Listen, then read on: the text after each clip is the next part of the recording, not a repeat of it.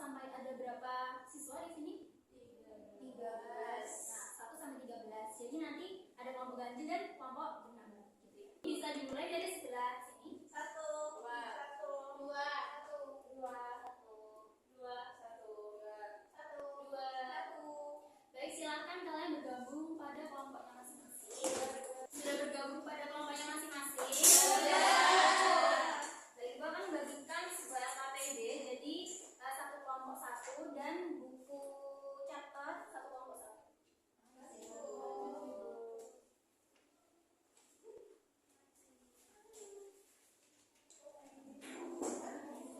Jadi kelompok 1 akan mendiskusikan tentang rotasi bumi serta pengaruhnya. Yang kelompok 2 akan mendiskusikan tentang revolusi bumi serta pengaruhnya. Ibu beri waktu 15 menit, apakah cukup? Cukup. Baik, silakan mengerjakan. Semangat. Ya, Ibu. Coba ada gerak revolusi, di mana revolusi itu adalah gerak bumi mengelilingi matahari. Oh iya.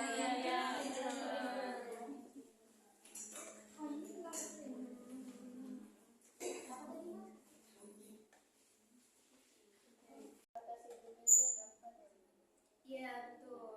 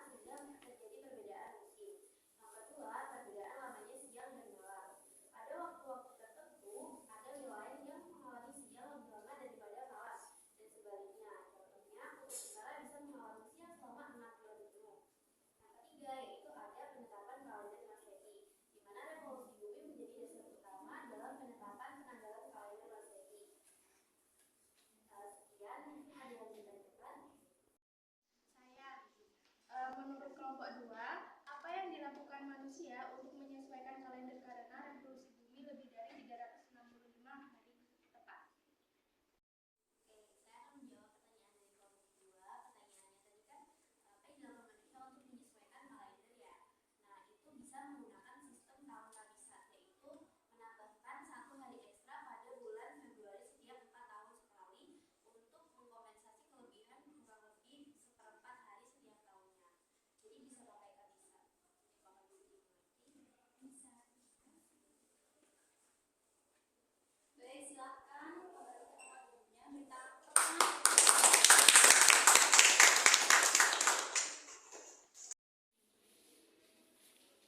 setelah pemaparan dari dua kelompok tadi, adakah yang bisa menyimpulkan?